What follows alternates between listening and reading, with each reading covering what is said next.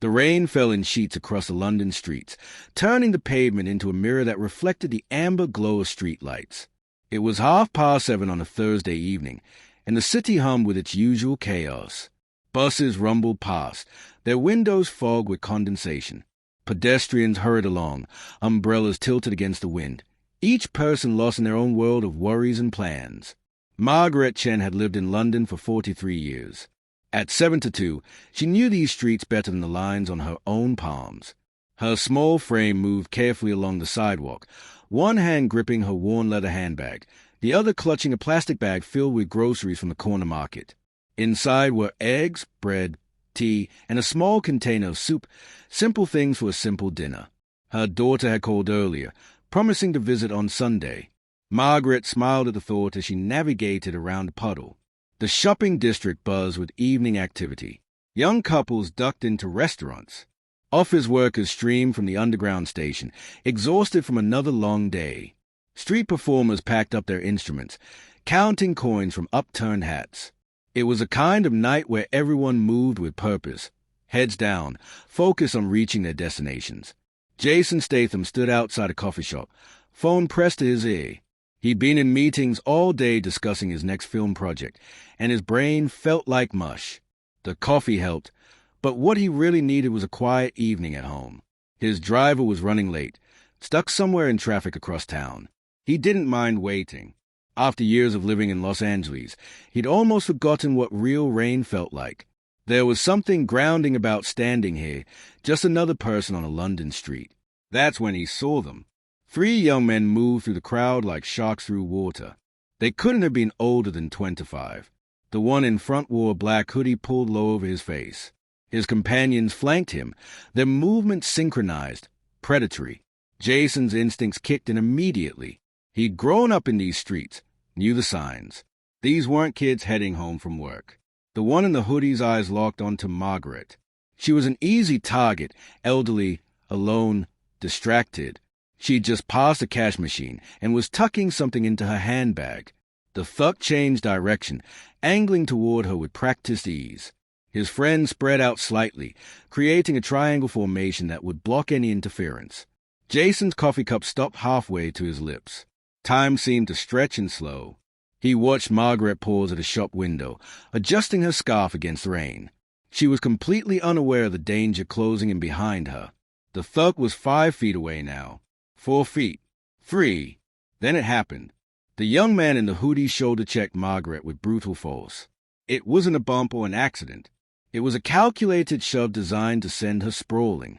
Margaret's feet left the ground. Her handbag flew from her grip, arcing through the air. The grocery bag exploded on impact, sending eggs and bread across the wet pavement. Margaret hit the ground hard, her cry of pain cut short by the shock of impact. The thug snatched a handbag midfall and spun on his heel. His friends were already moving, creating a path through the shocked pedestrians. People scattered, some screaming, others frozen in disbelief. The whole thing had taken maybe 3 seconds. But Jason was already moving. His coffee cup hit the pavement. Forgotten. His body switched into a mode that years of training had burned into muscle memory. He didn't think, didn't hesitate, didn't consider the cameras or the consequences or what this might mean for his public image. He saw an old woman on the ground and predators running away, and something primal took over. His feet hit the wet pavement in a dead sprint. The crowd that had seemed thick moments ago now parted before him like water. He'd covered 10 feet before most people even registered what had happened. 20 feet, and he was gaining on them. The thugs glanced back, their confident expressions cracking into surprise. They hadn't expected anyone to chase them. They certainly hadn't expected this. Margaret lay on the ground, rain mixing with tears on her weathered face. A woman in a business suit knelt beside her, phone already out, calling for help. But Margaret's eyes followed the running figure cutting through the crowd like lightning, and despite her pain, despite her shock, something in her chest felt lighter. Someone was fighting back. Jason's lungs burned as he pushed through the evening crowd. The 3 thugs had a head start, but they'd made a crucial mistake. They'd chosen to run through the shopping district instead of disappearing into the maze of side streets. They thought the crowd would slow down any pursuit. They were wrong. The lead runner, still clutching Margaret's handbag, vaulted over a newspaper stand with practiced ease. His companion split left and right, trying to confuse anyone following. But Jason had spent years doing his own stunts, training with some of the best fight coordinators in the business. He'd worked with ex-Special Forces soldiers who taught him how to read movement, anticipate tactics, stay focused under pressure. He tracked the one with a handbag. The others didn't matter right now. "Move!" Jason shouted, his voice cutting through the ambient noise. People jumped aside, some recognizing him, others simply responding to the authority in his tone. A teenager with headphones nearly walked into his path. Jason sidestepped without breaking stride, his shoulder missing the kid by inches. The thug glanced back again, his eyes wide beneath the hoodie. He'd recognized his pursuer now. Jason saw the moment of hesitation, that split second where disbelief slowed the young man's legs. Was that really Jason Statham chasing him? The action star? That moment of distraction cost him precious ground. They burst past a restaurant, its outdoor seating area creating an obstacle course of chairs and tables. The thug kicked a chair behind him, sending it skittering across the pavement. Jason hurdled it without thinking, his body remembering movements he'd practiced hundreds of times for camera. Another chair, another jump. The gap between them closed to 15 feet. "Give it up." Jason called out, "You're not getting away." The thug turned left, darting into a narrow alley between two buildings. Bad choice. The alley was long and straight, no exits, no places to hide. Jason felt a surge of grim satisfaction as he followed. The game was almost over. But the young man was desperate now, and desperate people were dangerous. Halfway down the alley, he grabbed a metal garbage bin and hurled it backward. Jason twisted, letting it crash against the brick wall beside him. The clang echoed like a gunshot. Rotten food and trash exploded across the alley floor, creating a slick hazard. Jason's foot hit something wet. For a horrible moment, he felt his balance shift, felt gravity reaching for him. His arms windmilled, and he stumbled forward 3 steps before catching himself against the wall. He'd lost maybe 2 seconds. The thug had gained distance, was almost at the far end of the alley. The alley opened onto a smaller street, this one lined with delivery trucks and industrial bins. The thug emerged running full speed and immediately cut right, disappearing behind a produce truck. Jason followed, his dress shoes slapping against the wet asphalt. These weren't running shoes. They weren't built for this. But he'd chase this punk barefoot if he had to. He rounded the truck and saw his target climbing a chain-link fence. The fence separated the street from a construction site, its warning signs barely visible in the dim light. The thug reached the top and dropped down the other side, landing in a crouch. Jason hit the fence 3 seconds later. His hands gripped the cold metal. The fence rattled and shook as he hauled himself upward. At the top, he paused for just a moment, taking in the terrain below. The construction site was a mess of mud, concrete barriers, scaffolding, and half-built walls. Equipment sat under tops.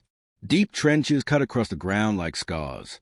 The thug was running toward a section of completed building, probably hoping to lose his pursuer in the maze of rooms and corridors.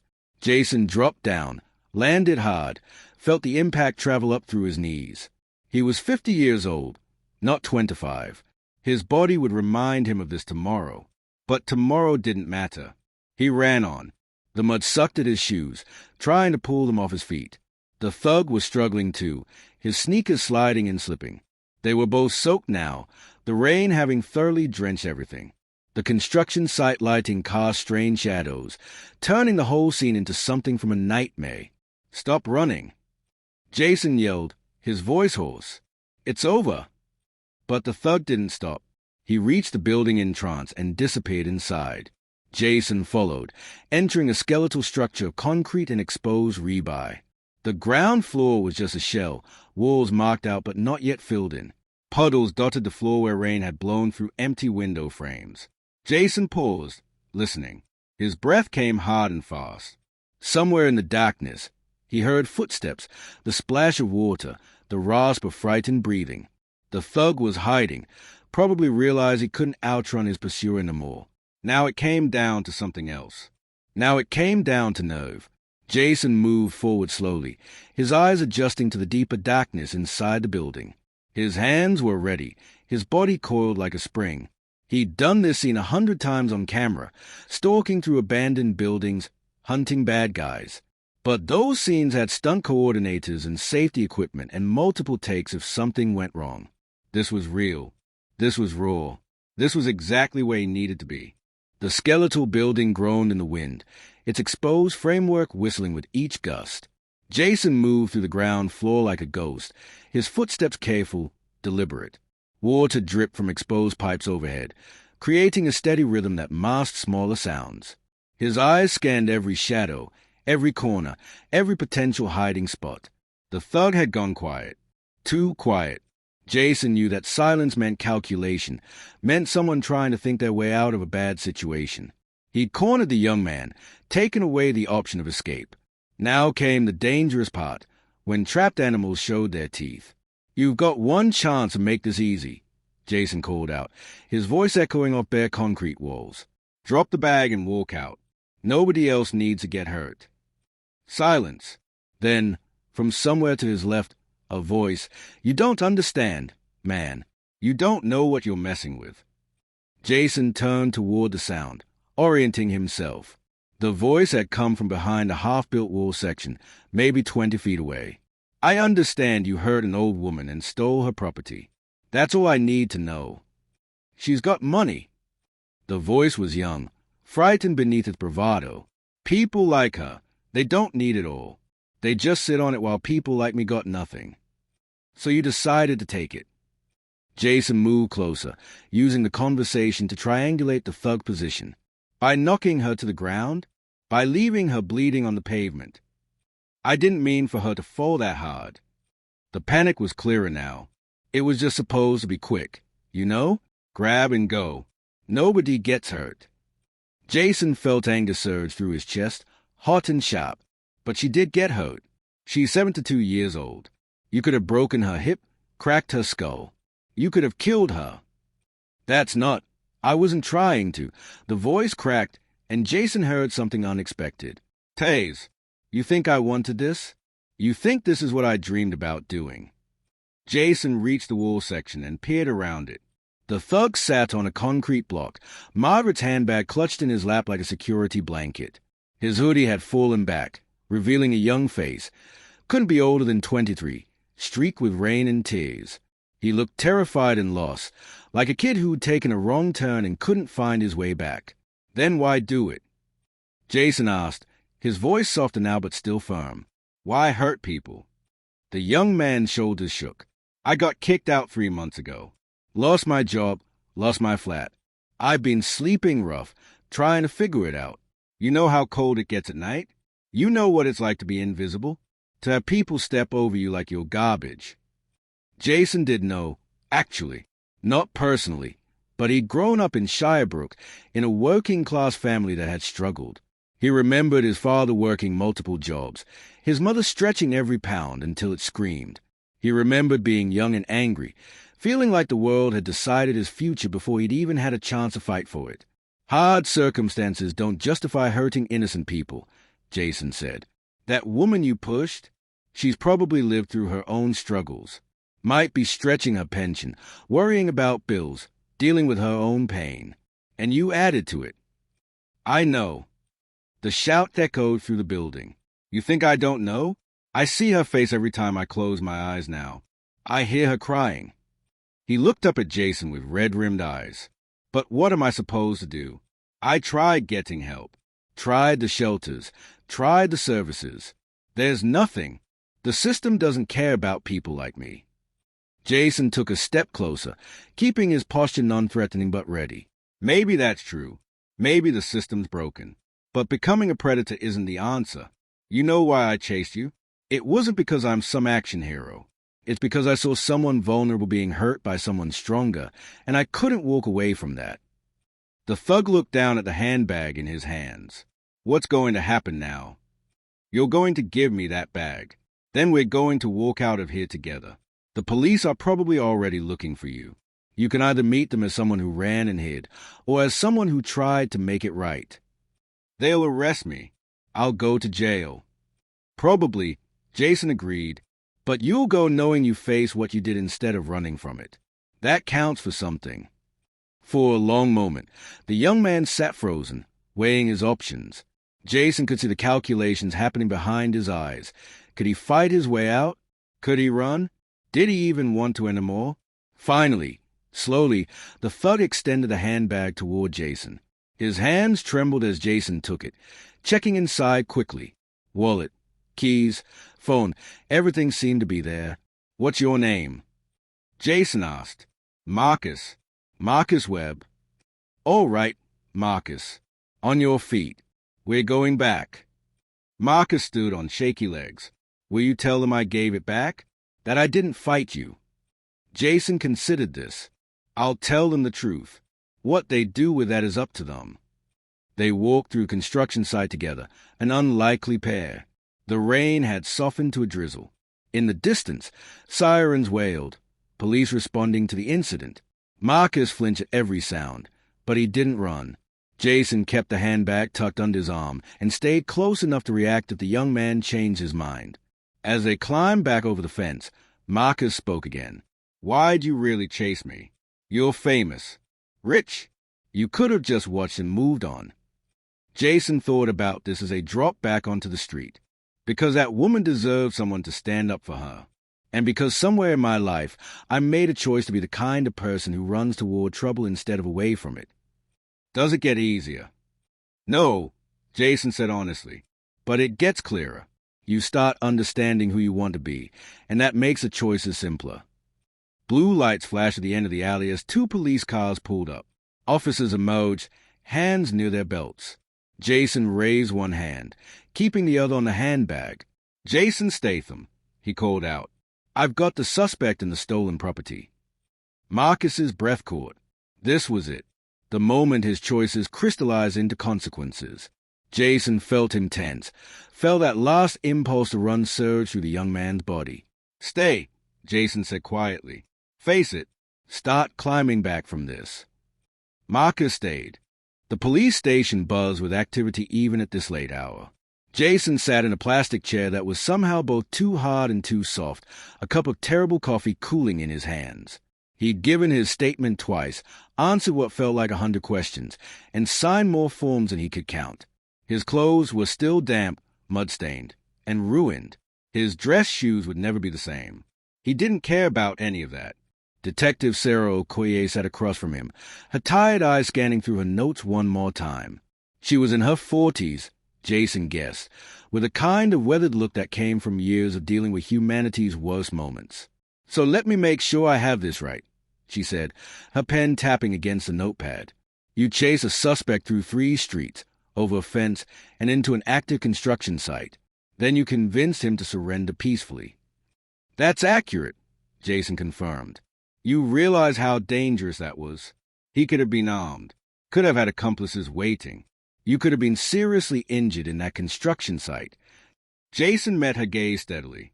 "I also could have stood there and watched an old woman's bag disappear into the night while she bled on the pavement. Didn't seem like much of a choice to me." Detective Okoye's stern expression cracked slightly, the hint of a smile touching her lips. "Off the record? Good on you. Most people wouldn't have done anything. On the record? Don't do it again. We have trained officers for this sort of thing." "Noted." "Margaret Chen is at St. Mary's Hospital," the detective continued, her tone shifting to something gentler. "Bruised ribs, some nasty scrapes, possible minor concussion. But she's going to be fine. She asked about you, actually. Wanted to know if the man who chased down her attacker was really who she thought it was." Jason felt relief wash through him. "Can I see her?" "Tomorrow would be better. She needs rest, but she left something for you." Detective Okoye reached into her desk drawer and pulled out a small envelope, said to thank you properly. Jason took the envelope, feeling the weight of something more than paper inside. He didn't open it, just tucked it into his jacket pocket. Some moments deserve privacy. "What about Marcus Webb?" he asked. The detective's expression hardened. "He'll be charged with robbery and assault. Given his age and the fact that he surrendered peacefully and returned the property undamaged, he might catch a break, but is going away. First offense, probably looking at supervised probation, community service, maybe some jail time. Repeat offense. She shook her head. Much worse. He told me he's homeless. Lost his job, sleeping rough. That's what they all say, Detective Okoye replied, but her voice lacked conviction. She sighed and rubbed her eyes. Look, I've been doing this job for 17 years. I've seen everything. And yeah, sometimes a story is real. Sometimes people make terrible choices because they are desperate. That doesn't excuse what they do, but it explains it. Is there any way to get him help, instead of just punishment? The detective studied Jason for a long moment. You feel sorry for him. I feel like the system failed him long before he failed Margaret Chen. And I feel like if we just lock him up and forget about him, we're guaranteeing he comes out worse than he went in. You might be right, she admitted. But I'm a cop, not a social worker. I can put in a good word with the prosecutor, mention his cooperation. Beyond that, she shrugged. The wheels of justice grind on whether we like the outcome or not. Jason nodded slowly. He understood the limits of what any one person could do, but that didn't mean he had to accept them. His phone buzzed. Multiple messages from his agent, his manager, his publicist. News of the incident had already leaked. Social media was exploding. Video footage from security cameras and bystander phones was going viral. By morning, it would be on every news outlet in the country. You know your life is about to get complicated, Detective Okoye observed, noting his expression. The media circus is just getting started. Story of my life, Jason said wryly. She stood, extending her hand. For what it's worth, Mr. Statham, you did a good thing tonight. A brave thing. London needs more people willing to stand up. Jason shook her hand, feeling the strength in her grip. It just needs people who care more about others than themselves. I'm not special in that regard. You'd be surprised how rare that is. An officer appeared at the door. Mr. Statham, you're free to go. We've got your contact information if we need anything else. Jason stood, his body protesting every movement. The adrenaline had long since faded, leaving behind a catalogue of aches and pains. Tomorrow would be worse, but he'd earned every one of those pains. Outside the station, the rain had stopped completely. The air smelled clean, washed. A small crowd had gathered, reporters, photographers, curious onlookers who'd heard the news. Cameras flashed like lightning as Jason emerged. Questions flew at him from every direction. Jason, is it true you chased down a mugger? Did you use your martial arts training? Were you scared? What made you get involved? Jason paused on the steps, considering whether to say anything. His publicist would have a carefully crafted statement ready by morning. The smart move was to smile, wave, and say nothing. But when had he ever chosen the smart move over the honest one? Earlier tonight, I watched a young man assault an elderly woman for her handbag, he said, his voice carrying over the crowd. I chased him because it was the right thing to do. Because Margaret Chen deserved someone to fight for her. Because we all have a responsibility to look out for each other. That's not heroism. That's just being human. Will you press charges? That's not my decision to make. That's up to the police and the victim. Do you have a message for the suspect? Jason thought about Marcus Webb, probably sitting in a cell right now, contemplating the wreckage of his choices. Yeah, I hope he uses this as a turning point. I hope he finds help. And I hope he remembers that is more than his worst moment. More questions flew, but Jason raised a hand and walked down the steps. His driver had finally arrived, pulling up to the curb in the same car that had been stuck in traffic hours ago. It felt like a lifetime had passed since then. The morning sun painted London in shades of gold and amber. Jason sat in his kitchen, nursing his third cup of coffee, better coffee than what the police station had offered, and scrolling through his phone. The headlines were everywhere. Action hero becomes real-life hero. Jason Statham stops mugging in London. Transporter star chases down criminal. The video footage had been compiled, edited, and shared millions of times. He watched himself sprint through the crowd, vault that newspaper stand, disappear into the alley. It looked cinematic, almost staged. But he remembered the raw fear in Margaret Chen's cry, the desperation in Marcus Webb's voice. The cameras couldn't capture that. His publicist, Linda, had called at 6 a.m. "This is huge, Jason. We're getting interview requests from everyone. Good Morning Britain, The One Show, even some American outlets. This could be great for your brand." "It's not about my brand," he'd replied, hanging up before she could argue. Now, at 9 a.m., his doorbell rang. Jason answered to find a courier holding an enormous bouquet of flowers and a basket of baked goods. The card read, "To our guardian angel, with eternal gratitude, the Chen family." More deliveries followed throughout the morning. Letters from people sharing their own stories of being helped by strangers or of wishing someone had helped them. Photos from young men who said they were inspired to turn their lives around. Messages from charities working with homeless youth, asking if he'd consider supporting their causes. At noon, Detective Okoye called. "Thought you'd want to know. Margaret Chen is being released from the hospital this afternoon.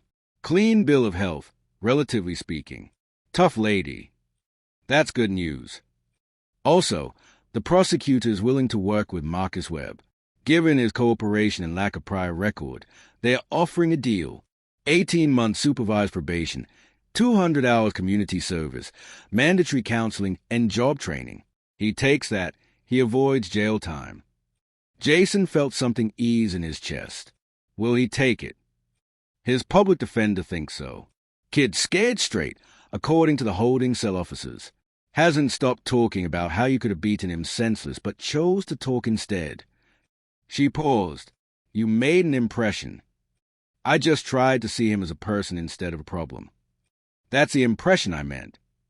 After the call ended, Jason sat in his living room, staring at nothing in particular. His body hurt worse than yesterday. Detective Okoye had been right about that. His right knee throbbed. His shoulders ached. He had a bruise on his hip from landing wrong after jumping the fence. He was 50 years old, not 25, not even 35. But he'd do it again in a heartbeat. His phone buzzed. A text from an unknown number. "Mr. Statham, this is Margaret Chen's daughter, Lynn. My mother would very much like to meet you, if you're willing. She's home now, resting, but insists on thanking you properly. No pressure, of course. We understand if you're busy." Jason texted back immediately. "I'd be honored. When works best for her." 20 minutes later, he stood outside a modest terrace house in Hackney. The front garden was immaculate, filled with flowers despite the season. A cat watched him from the window. He rang the bell. Lynn Chen opened the door, a woman in her 40s with a mother's kind eyes. "Mr. Statham, thank you for coming. Please, come in." The house smelled like tea and cinnamon. Family photos covered the walls, showing Margaret's life in reverse, recent pictures of grandchildren, older shots of Lynn growing up, ancient photos of a young Margaret arriving in London decades ago. The living room was cozy, filled with well-worn furniture and carefully tended plants. Margaret sat in an armchair by the window, a blanket over her lap. Her face was bruised, one eye swollen and dark. But she smiled when she saw him, and that smile transformed her face into something radiant. "Mr. Statham," she said, her accent carrying the musicality of a native Cantonese beneath the London inflections. "Please sit. Lynn, get our guest some tea." "You should be resting," Jason said gently, taking a seat on the sofa. "I've been resting. I'm tired of resting." She studied him with sharp, intelligent eyes. "I wanted to see the man who ran into the rain for me, who chased down those boys when everyone else just watched. Anyone would have done the same." "No," Margaret said firmly. "They wouldn't have. I've lived here 43 years. I've seen what people do when trouble comes. They look away. They pretend they don't see. They tell themselves it's not their problem." She leaned forward slightly. "You didn't do that. Why?" Jason thought about his answer carefully. "My father once told me that character is what you do when nobody's watching. But I think it's more than that. It's what you do when everyone's watching, and you'd be safer doing nothing." Margaret nodded slowly. "Your father sounds wise." "He was. He died 2 years ago." "I'm sorry." She reached out and patted his hand, her touch light but warm. "I think he would be very proud of you." Lynn brought tea, along with small pastries that looked homemade. They sat together for an hour, talking. Margaret told stories of coming to London as a young bride, of raising Lynn alone after her husband's death, of building a life through hard work and determination. She asked about Jason's childhood, his path to acting, his thoughts on the city they both called home. The conversation wound its way naturally to the incident. Margaret's face darkened when she spoke of it. "I've never felt so helpless. When I hit the ground, for a moment I thought I might die there. Isn't that silly? From a push." "It's not silly at all," Jason assured her. "But then I saw you running. This tall man in a nice suit, running like his life depended on it. And I thought, someone cares. Someone is fighting for me." Tears gathered in her eyes. "Do you know how powerful that feeling is? To know you matter to someone, even a stranger." Jason felt his own throat tighten. "You do matter. Everyone does." Before he left, Margaret gave him a small package wrapped in brown paper. "Open it later," she insisted. "Just a small thank you." Outside, walking back to his car, Jason opened the package. Inside was a hand-knitted scarf in deep blue wool and a note written in careful cursive. "To keep you warm when you run into the rain for others. Thank you for reminding me that heroes are real. Margaret." That evening, Jason sat on his balcony watching the sunset over London. The city stretched out before him, millions of lives intersecting, each person carrying their own struggles and hopes. Somewhere out there, Marcus Webb was beginning the long process of rebuilding his life. Margaret Chen was healing, surrounded by family who loved her. Countless others were facing their own moments of choice, whether to help or look away, to care or ignore, to be brave or safe. His phone buzzed. Another text from Linda, his publicist. "The charity organizations are serious about wanting you involved. This could be meaningful work. Real impact." Jason smiled and texted back, "Set up meetings. Let's do this right." Because that was the thing about ripples. You threw a stone into water, created a disturbance, and the waves spread outward in ways you couldn't predict or control. His sprint through the rain had been one stone, but it had created waves in Marcus's life, in Margaret's recovery, in the thousands of people who'd watched the videos and felt something stir in their own hearts. Maybe they'd be braver next time. Maybe they'd speak up for someone vulnerable. Maybe they'd choose compassion over indifference. Maybe they'd run into the rain. The city lights began to twinkle as darkness fell. Jason wrapped Margaret's scarf around his neck, feeling its warmth. Tomorrow he'd start making calls, setting up foundations, finding ways to help homeless youth like Marcus. He'd use his platform for something that mattered. He'd turn one moment of action into a sustained effort to change things. But tonight, he simply sat and watched his city breathe.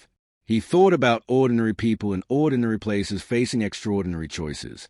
He thought about the capacity for good that lived in everyone, waiting to be activated by need and courage. And he understood, finally, what his father had tried to teach him all those years ago. Being a hero wasn't about strength or fame or dramatic rescues. It was about seeing someone who needed help and deciding that their well-being mattered more than your comfort. It was that simple and that profound. Somewhere in London, an old woman slept peacefully, her family around her, healing in body and spirit. Somewhere else, a young man sat in a small apartment provided by social services, staring at a list of job training programs, trying to believe he could be more than his mistakes.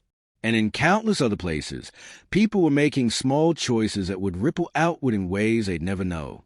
The city continued its eternal dance, chaos and order, darkness and light, indifference and compassion all mixed together. And Jason Statham, action star and ordinary human, sat watching it all, knowing he was part of something much larger than himself. The rain had stopped, but its effects lingered. The streets were clean. The air was fresh. And somewhere in the night, someone was preparing to face their own moment of choice, their own chance to run into the rain for a stranger. Jason hoped they'd run. He hoped they'd all run. Because in the end, that was what separated civilization from chaos, not laws or systems or institutions, but individual people deciding that others mattered. That compassion was worth the risk. That being human meant being humane. The scarf felt warm around his neck. The city glowed before him. And tomorrow, the work of turning one moment into a movement would begin. But that was tomorrow. Tonight, he simply sat in the presence of what he'd done, feeling the weight and lightness of it. He'd run into the rain. He'd chased down the darkness. He'd reminded one old woman that she mattered, and shown one young man that redemption was possible. That was enough. That was everything. The stars emerged above London, countless points of light in the darkness, each one burning alone, but together illuminating the sky. Jason watched them appear, one by one, and understood that he was just one star in an infinite constellation of human kindness. His light had flared bright for a moment, but it was a combined glow of all those lights, past, present, and future, that would truly keep the darkness at bay. He pulled the scarf tighter, smiled at the night, and felt at peace.